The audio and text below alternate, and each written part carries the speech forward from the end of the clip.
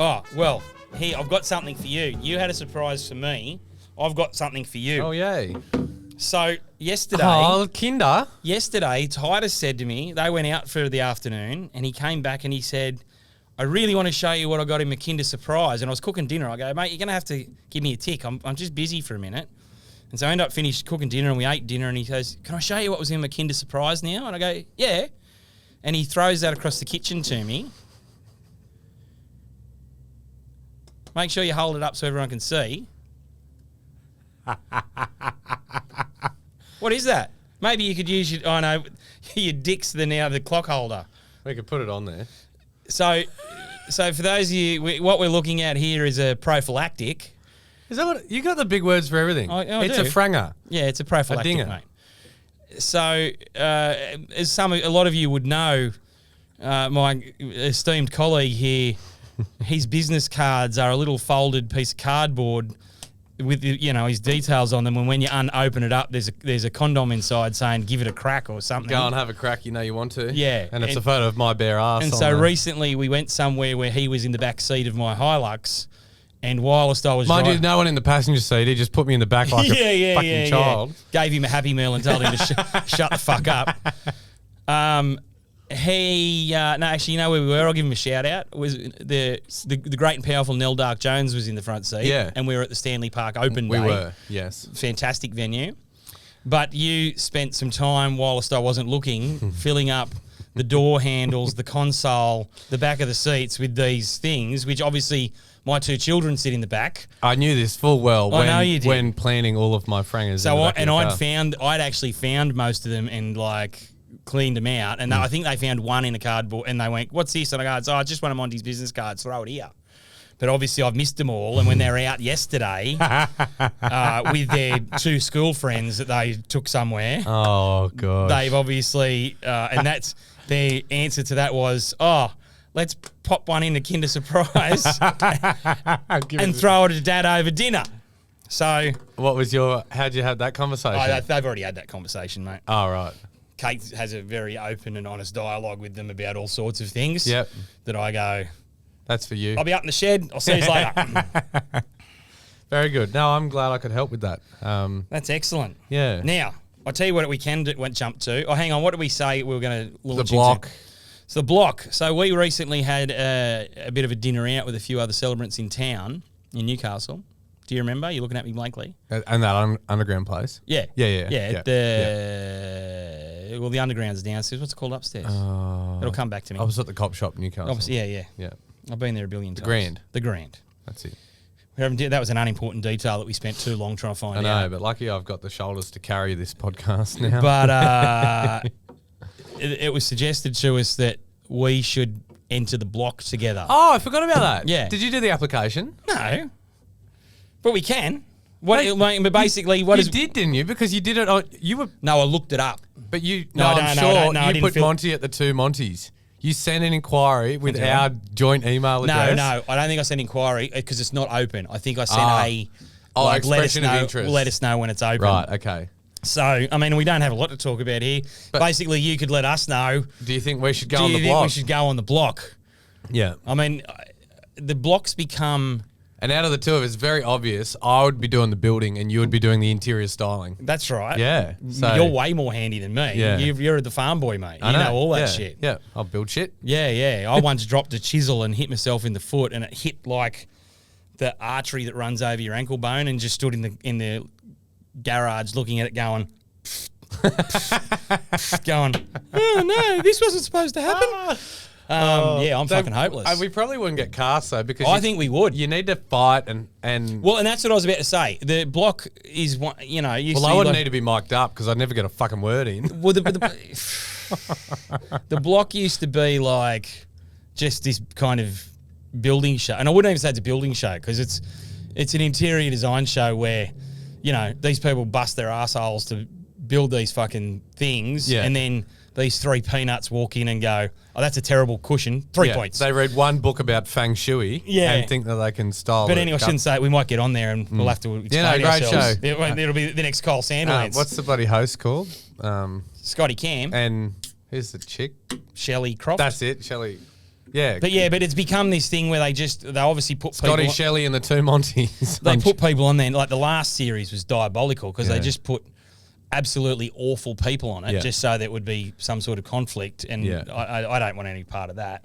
I might as well go on maths if that's what I want to do. It's on my list. It's on my list too. I don't really want to go into it too much because everybody that knows me knows I hate it. I don't hate it because it's like an affront to marriage or whatever. I don't give a fuck about it. I hate it because it's full of it's going to ruin the fuckwits. institution of marriage. No, the gays did that. No. We? Well, that was my. No, we didn't either. That was my argument when people were going, same-sex marriage will ruin the institution of marriage. Like, it's already fucked. Have you seen Maths? Yeah. But my argument is it's a fucking awful show filled with awful people, mostly watched by awful people. Yeah. Fucking take that. Yeah. So, but I'm hesitant to say that because I had a rant about it. I said on Facebook recently, I can tell by posts it's that time of year where maths has started. Fuck you and fuck maths and fuck you if you watch it.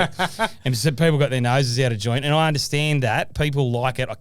There's people whose opinions I really value. Generally speaking. And I think they're great people. And then they go on about how good maths is. And I go, have you been hit in the head with a brick in the last couple of weeks that I didn't know about? But I'll also say in the same breath, very, very good friends of ours have been the celebrants on maths. Yeah. They're great people. They do great work. I love them. My hatred for maths isn't reflective of my like or dislike for them. I am in a house with some people who love watching it, so I reluctantly watch it. I say that, and they're going to blow up about that comment. I would evict those people immediately. They're going to blow up because now I see all of the preview things on my TikTok feed, and then I'm trying to spoil it. So that's good. I like that. So they think that I'm watching ahead, but I'm actually not. But, yeah. It is just no. But those people that go maths, they're looking for love. It's kudos to somebody that can play the game and come out the other side with a bit of work out of it. But it's 1 in 20, and this year, everybody's favourite is Lucinda from Byron Bay. Yes. Have you? No, I don't know anything about it. Oh, okay. The only bits I know about it are when friends of ours are celebrants on there and they post the things that they've been on and I'm like, great for you. Yeah. No, I think favourite by far would be Lucinda. She's super grounded, down to earth, in touch with the fucking birds, the bees, the sky, whatever. It's not my forte. But if she's really that in tune with the universe and that sort of stuff, there's no fucking way she thinks that the show is going to bring love to her. The universe would. But she's very clever because she's playing the game. She's playing it better than anyone else. Right. Because she's going to come out the other side stronger and better than ever. Probably not loved up to the dickhead she's with. But, everybody else pretends like they're in it for the love. But they can't play the game. And then they look like the fuckwit they are. Yeah. You have to be a very special sort of person to go on as a contestant on something like that, I think. Even to apply, I think, yeah. Although having said that, and I should say, when I did have a spit about it online, how should I word this politely? Clever wag said, who's a friend of ours, said, I heard you're just dirty because you didn't get a start on it. I will say this on camera. I've had the opportunity to be a celebrant on there very, very, very early on and declined that opportunity because I don't know what I want to say. Well, I don't think I can. No, I can't comment. But in the same breath, I've got a friend who's a producer who, when the new Big Brother launched a few years ago, she was like, can you put your application in, please? I think you'd be very good on this. Oh, yeah. But it was, they'd film it in March or some shit. Yeah. Which is just untenable. But my high horse isn't that high because I'd probably go on Big Brother. But actually, the season that she said to me, can you, and there was no dead cert of getting on. She just said, can you put an application in? Think about it. Shane Jacobs, Kenny? No. It's the only Shane I know. Oh, no, you might have cut this out, Lincoln. I can't remember his name. He's a celebrant from up the Gold Coast. Oh, yeah. Shane Vincent. He was on that. That's what you had to say. Look at me. I know. Holding the fort, I couldn't carrying think the team. of Shane's last name. Yeah. Sorry, Shane, you'll never hear this. But anyway. And sorry for saying your last name, Shane, if you want to remain anonymous, because I don't know what he's about to say. No, he was on that same series. Oh, yeah. So I was like, no, Yeah. I can't do it. And not saying, but it would have been hilarious if we'd both been on there. Yeah. But anyway, that's all I'm going to say about maths because, like I said, we've got some friends that have been on it. They've done adequate job on that show. I don't even know what job you've done. The 3 seconds airtime that was... I've never watched it. I've got no comment. I don't think they're given the chance to do a real panty-dropping performance. Anyway, now we've just successfully isolated ourselves from another section of the community. Oh, and another show that we won't now get approached to be on. I don't give a fuck about that. Now, I've done this Ask About Face because I wrote these in the order that it happened in my life. But Valentine's Day... Right. You've got an amazingly understanding wife because every year for the last 5 years, you've not spent the night, or the Valentine's evening sort of time with her because we've been doing our charity auction. That's right. When also, and this isn't funny, but it is kind of, is when we first started the podcast and Lincoln said to us, if you could have some Valentine's Day story that ties in, that'd make good content. And I said, well, my dad died on Valentine's Day. What sort of content can we make out of that? Which has also got me out of Valentine's Day for many, many years because he's been passed away for a long time. And I've really been squeezing milking that all one, yeah. It's worth. Yeah. No, so... Valentine's Day is bullshit. Yeah, well, we did the auction and... Also, and that's the reason I'm talking about it is because people replied they want to hear more about the boyfriend, Dylan. So you're gonna.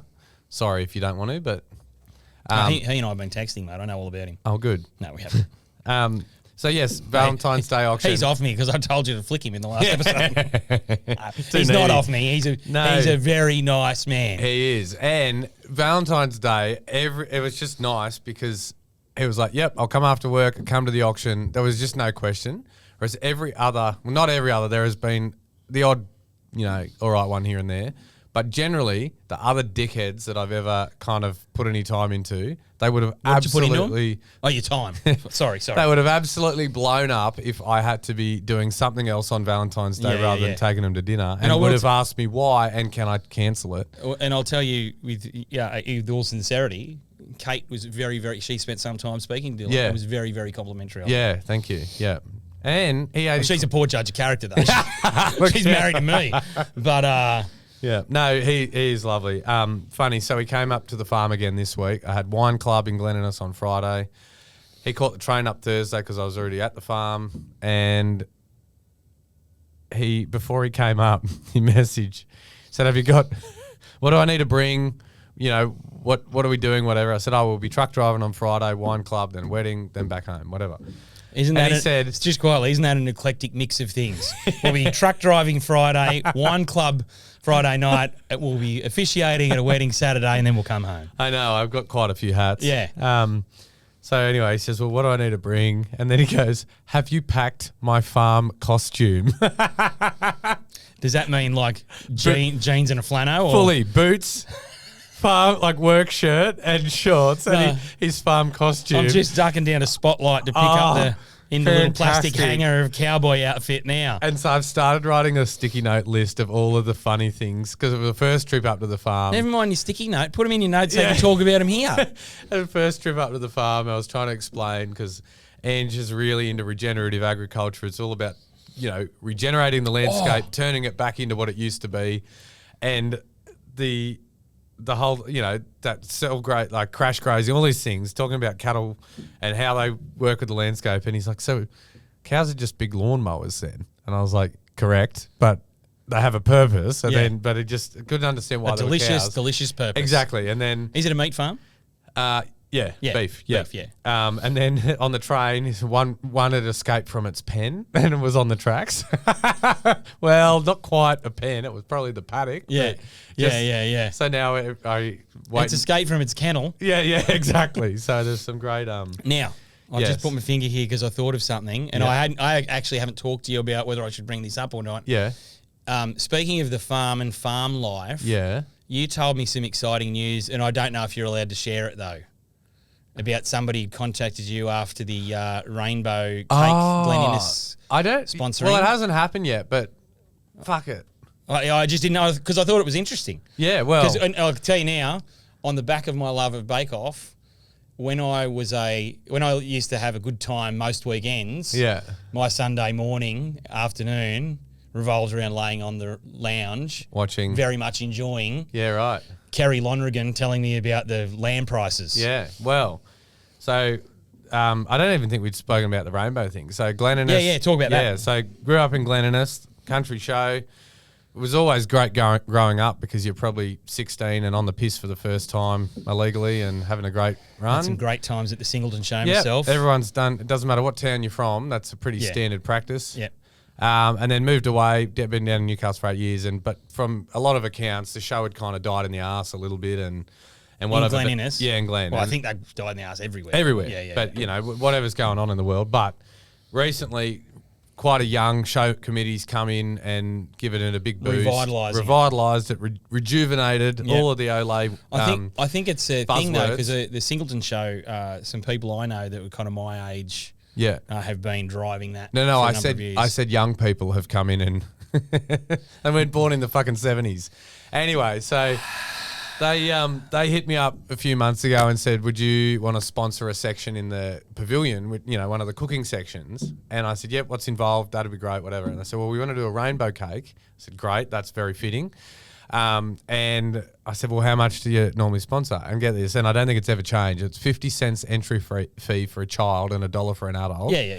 And normally, this, you know, the major sponsor of that section, and it might be a $50 sponsor or $100 or whatever, but obviously it's a lot more than what you cost you to enter, which is great. And I thought, well, if it's the feature cake of the show, and you're trying to, you know, and the whole ethos was make the pavilions great again. Right. So I got hope on the tiles to make a whole heap of stuff to promote it, whatever. Ended up throwing down $500 as a first prize to the rainbow cake section, $50 for second. As it turned out, the most entries I've ever had at the Glen Innes show, there were 34 different rainbow cakes. Yeah, right. Whole lot of controversy. People blowing up about the judging. But they didn't get picked. Yep, people blowing up about the judging. And it had nothing to do with the cakes. It was all just that they didn't walk away with the $500. Yeah. The person that won it, 80-year-old, she'd entered a cake for 50 years, never won anything, finally won something. Fucking beautiful. And quite frankly, even if it was rigged for her to win, go fuck yourself if you don't like it. And it wasn't, because it's an independent judge. But who Nothing cares? to do with Who town. cares? If an 80-year-old lady who's entered for 50 years and never won a prize won the prize and you don't like it, fuck you. So stoked with the outcome. I had weddings, so I couldn't be there to be part of it at all, but it was still good. Anyway, ABC turned up, so they did a thing the morning of and on the radio about how, like, you know, buzzing was the Glen Innes show pavilions, and a few weeks have gone by since the show, and I got contacted when I was at the farm. You know, I just felt like it was the perfect time for them to call, because they rang to say, we'd heard about you at the show, we covered it, whatever, and we've done a bit of research. We see you're a truck driver and a married son, whatever. And so we'd like to come up and do a story on you and get Landline involved as well. And I thought, well, this is fucking great timing. I'm here strapping down hay to the semi-trailer. Yeah. Anyway, I ring Robert and I said, oh my God, you'll never guess who just rang me. And he goes, what the fuck have you got to do with the land? And then the second thing he says, well, there's another fucking show I can't watch anymore. Classic. Thanks for your support, Chad. Yeah, thanks, mate. Yeah, thanks for that. And I said, well, ittle be in your house because that's where I live when I'm back here. So, well, mate, I hope that comes off. That's very exciting. Which, I mean, I'm not born and raised on the farm, but born and raised in Glen Innes. Yeah, but you might as well be. It's one big fucking farm. But have for a lot of my adult life lived and essentially been raised on the farm. And that's, which I guess maybe that's what they're going for. That, you know, no real background in it as a kid, and then somehow. Well, and like I kind of alluded to a moment ago, it's a fairly eclectic mix of hobbies and jobs and things that you enjoy. Yeah. No, Dad, when he has patients come in, they say, oh, we saw Monty at a wedding on the weekend and whatever, and they just laugh about, we've seen him make coffee. He practiced my cows last year. Yeah. He's carting grain and hay down to us, and then he married my daughter. Yeah. And then he fucked my son. I was about to say, he didn't marry the daughter. That would be out of character. I remember one year we were back at the Deepwater Races, which is a huge show for a very small town. It's like population 500, and the races brings in about 10,000. Actual horse racing? Yeah. Right. Yeah, not people. Well, it's not a small town. Could be fucking... No, great races. Anyway, I was there one year, and I just got off a minibus with all of my school friends. And I told you about this. There was about 12 girls and me. The Flap Chat is the Snapchat group. Yeah. Anyway, so I'm standing there, and one of the girls in the group is this guy's daughter. So I'm standing there talking to his dad. I work with him. He's a farmer. He goes, oh, so which one of these are you going to take home tonight? I thought, have you got blinkers on, mate? Yeah. You know? I'm in a pink tutu, champ.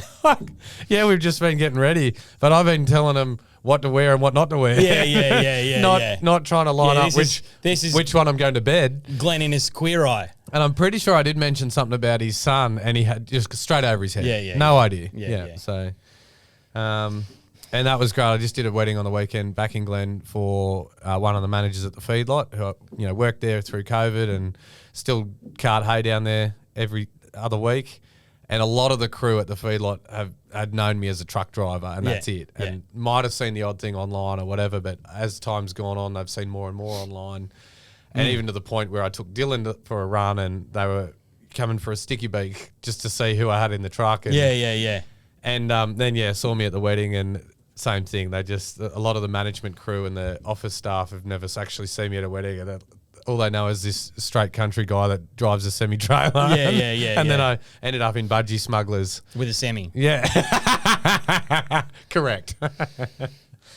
So all of that, Country Boy made good. Yeah. I hope that makes it to Landline. I'm very excited. Yeah. But also if you've got a small country show and maybe you've got a brewing section that you'd like judged and sponsored, I'd be happy to throw some money at that. Very good. Yeah. Yes. I've got one more thing. Or yelling, if you got a yelling at strangers department, I'm into that as well. There was one other thing I forgot to mention about the weekend. So yes, Dylan came up, wine club, sat on the same table as Grandad.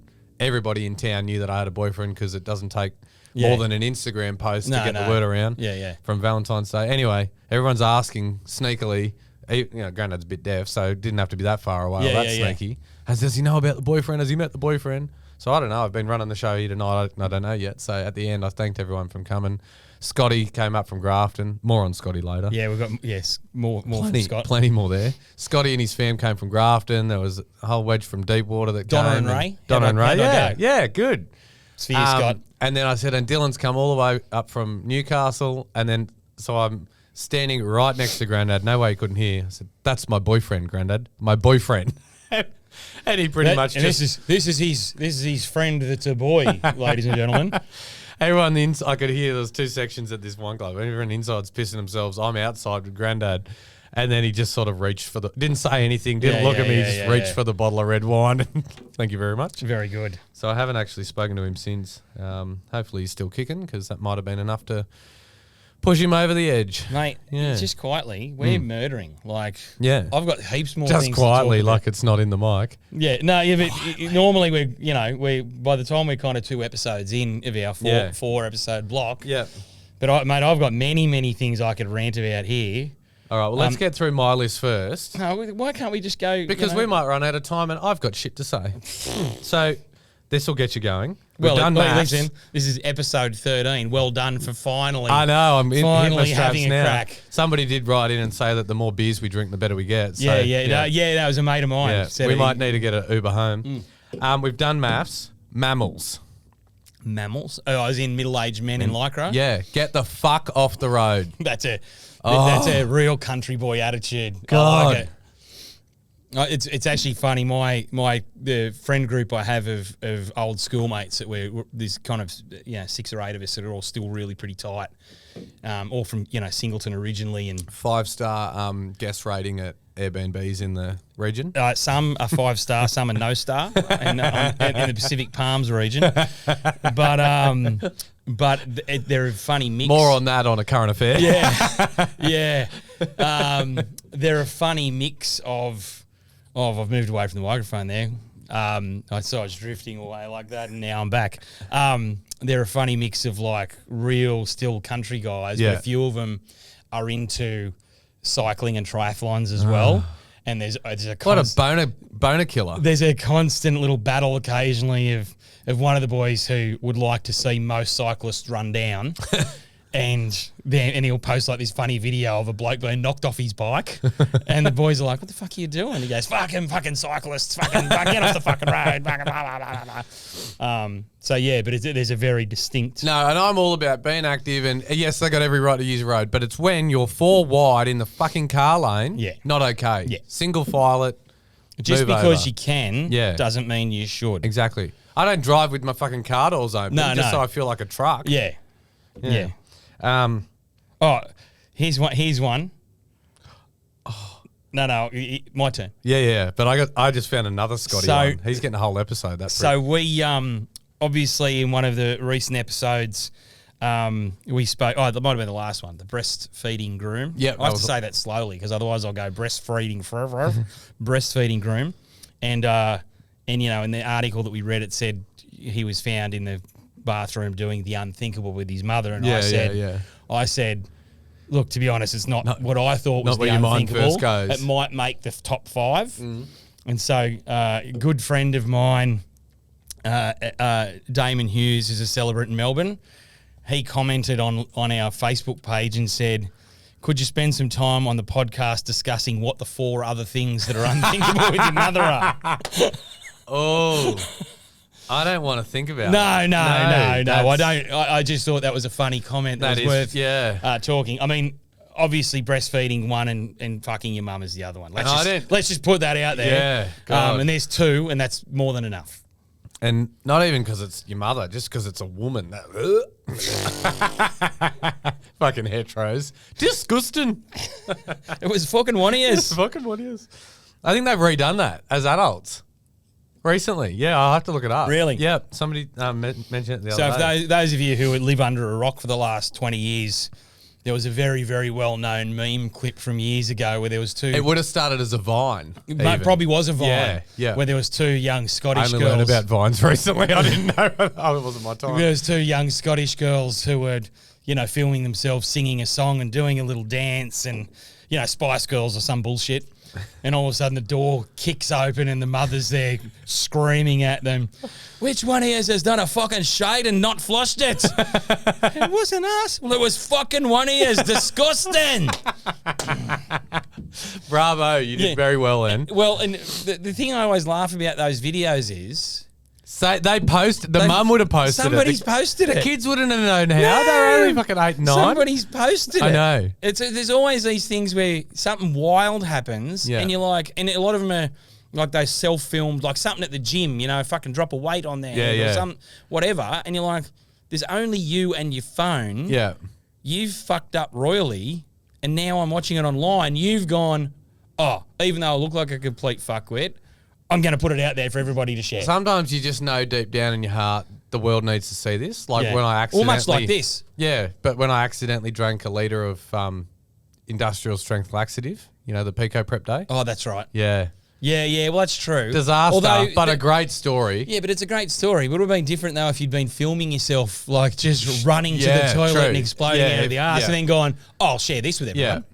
And it's just amazing how the world works because I've had several inquiries from people saying, we just saw you almost shit yourself on camera on TikTok. Can you do our wedding? We think you're amazing. Can you do our wedding? I was like, well, if that's all it takes. Yeah, and it must be, it's actually also like in that kind of vein, it's, you know, we often joke about thank you to the 5 people that are listening. Yeah. Which, you know, we're not kidding ourselves. Well, I said to you, I think in episode 2, you realise we're just burning money. Like we're never, this is just a fucking ego fucking thing for us. Well, but so many people... I know. Like, oh, mate, the podcast... I go, what? What? But have you exhausted every other fucking podcast online to have ended up on ours? Like, yeah. Surely this wasn't the first port of call. Anyway, thank you for listening if you are. We appreciate it. We do. And for those watching, the very few of you. Maybe you can write in. Maybe we'll finish on this. We've only got a couple of minutes on the timer left. And again, this is a self-imposed 30 minutes. Lincoln's not forcing us. We could go as long as we like. We're just doing 30 minutes because, you know, again, we don't know who the fuck's watching it. And we imagine you're not going to put more than 30 minutes into it. So, no. What was the point of my story then going to be? I've forgotten it entirely. I said for those watching and then you for those watching, in a twist. I want you to message us because one week on YouTube, we'll have, I think the best one we've got's about 200 views, right? And then the next week, it's 20 views. And then the next week, it's 10. And then last week, it's like 130. I don't understand. On what basis are you choosing to watch and not watch? You might not like the answers because they might be saying the more views they get is the more footage of me.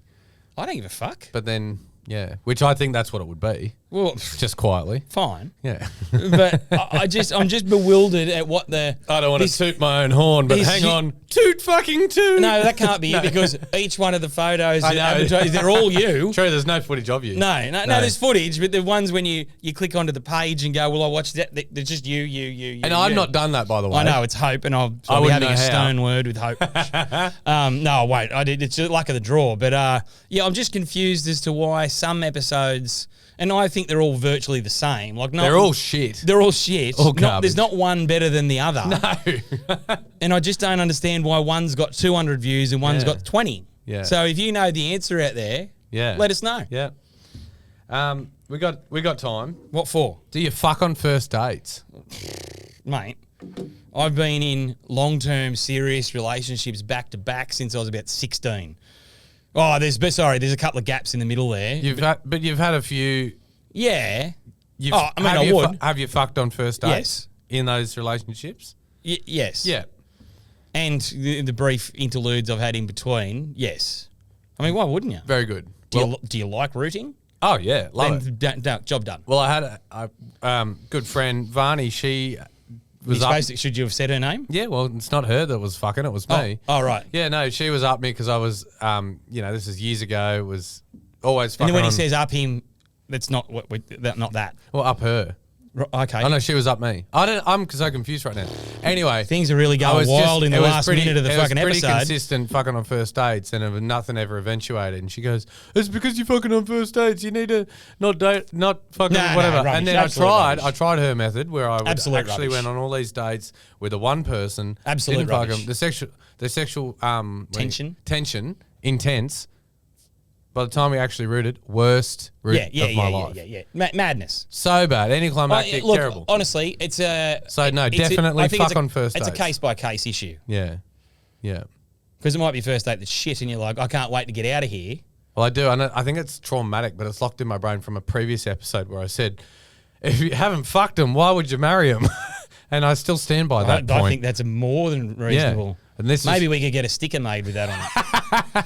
And we're going to get stickers made too. Anybody wants a sticker, let us know. And we're going to get Yanni from Generate Printing. He's going to do all the merch. Yeah. He's a strong supporter of ours always. We have the big novelty check that we use at the auctions, and he has always printed and supplied that for free because he is one of Newcastle and the Hunters greats. Yeah. There you go. There's a plug. Generate Printing or Generate Music. He's anybody that knows anything about live bands at weddings around Newcastle has probably seen Yanni and his mates playing. Oh, I didn't realise that. Oh, don't say that out loud. Fucking hell. Oh, anyway, wrap this up we love you, Yanni. We've overshot our 30-odd minutes. And Lincoln's here pacing around like a fucking... Press stop. Yeah, yes. I've got to get out in the air conditioning for a tick anyway. I need to go for a slash, so yeah. The old toddler's bladder strikes again. All right. Bye. Fuck, we're killing it, mate. God. Fig jam.